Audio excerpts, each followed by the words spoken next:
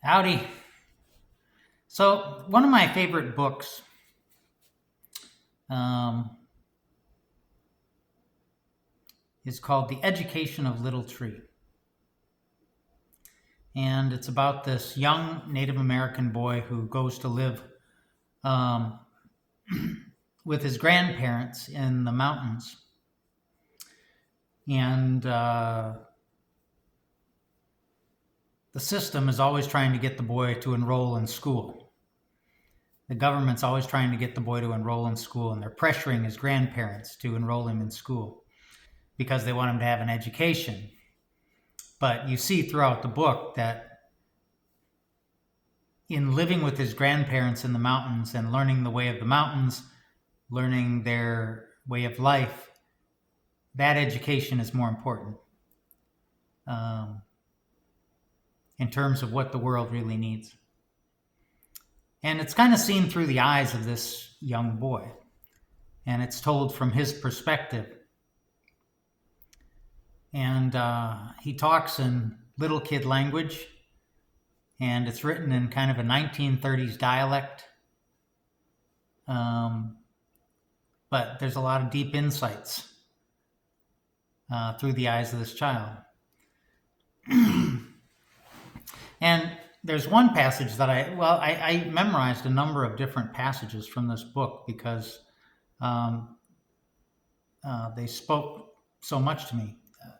I memorized them a long time ago, like when I was in my early 20s. But there's one passage in particular where this young boy is talking about how his grandma told him we have two minds. And I'm going to see if I can do that passage now. So Grandma said everybody has two minds. One of the minds got to do with the necessaries for body living. You have to have that mind to get eaten and shelter, such like for the body. You need that mind so as you can mate and have young'uns and such. You have to have that mind so as you can carry on. But Grandma says we've got another mind that's got nothing at all to do with that. She called it the spirit mind. Now, if you used your body living mind to think greedy or mean, if you was always cutting at folks with it, trying to figure out how to material profit off of them, well, you'd shrink up your spirit mind to a size no bigger than a hickory nut. And then when the body dies, well, the body living mind, it dies with it. And if that's the way you thought all your life, well, there you was, stuck with nothing but a hickory nut spirit that had practical no understanding of nothing at all. And then, when you was born back, which you was bound to be, there you was, born with a hickory nut spirit. And it could shrink up to the size of a pea. Could disappear if the body living mind took over total. In such case, you lost your spirit complete. That's how you become dead people, Grandma said. Grandma said you could easy spot dead people. Grandma said they was dead people that looked at other people and saw nothing but bad. Looked at a woman and saw nothing but dirty. Looked at a tree and saw nothing but profit. Grandma said you could easy spot dead people. Grandma said the spirit mind was like any other muscle. Why, the more you used it, the bigger and the stronger it got. And the more you tried to understand other folks, the bigger and the stronger it got still. Natural, Grandma said, understanding and love, they was the same thing. Except folks go at it backwards too many times, trying to pretend they love things they don't understand, which Grandma said that can't be done. Well, I seen right out. I was going to commence trying to understand practical everybody, because I sure didn't want to come up with no hickory nut spirit.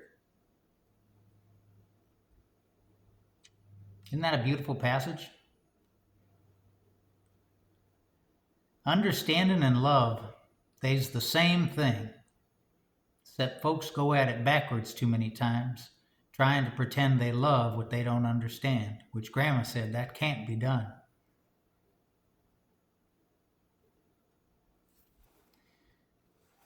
So I think about that passage today because today's reading, as we're entering into Holy Week, today is the reading of the Last Supper where Jesus is troubled because he knows that someone is going to betray him. He says, "One among you is going to betray me." And the disciples start arguing amongst themselves. "It's not me, is it? It's not me. Surely it's not I."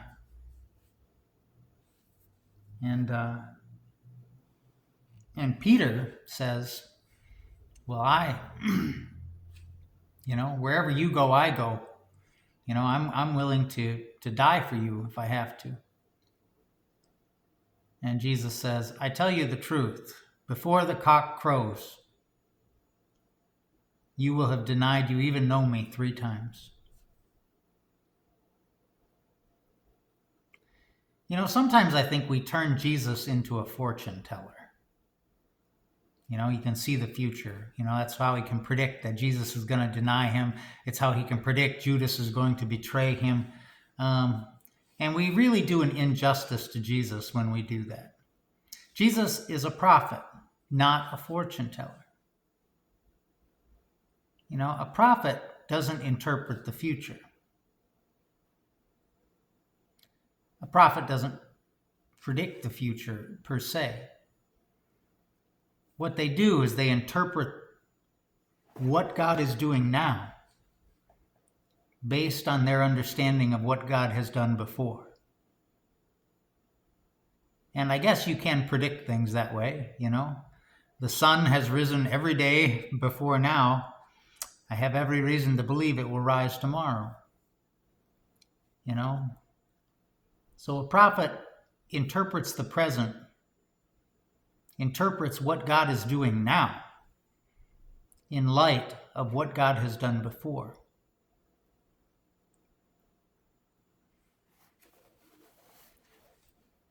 Jesus' ability to predict his betrayal and Peter's denial, I don't like to see it as this, fortune-telling kind of way of seeing the future.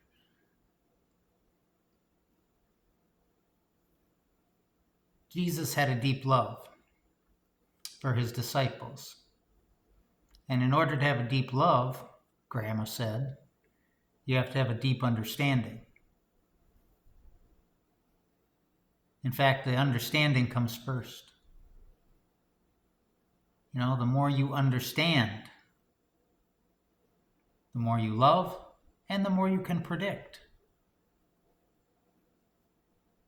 And the more compassion you have when people like Judas and Peter fail you. Because you know them and you know why. You know exactly why. You understand them and you love them anyway, in spite of what you know about them, and even because of what you know about them. In the book of Little Tree, he's talking about how, his grandma and grandpa had that understanding of each other. They didn't even have to talk to each other, and they knew what each other was thinking. That's the level of understanding that Jesus had for his disciples. It didn't go both ways, and that was the problem. He understood them, but they didn't understand him. There was a book called The Betrayal of Judas, I think it was what it was called. Not the betrayal by Judas, the betrayal of Judas. In other words, Judas felt betrayed by Jesus. He was expecting something different. He was expecting a different kind of leader, a different kind of Messiah, and he didn't get it.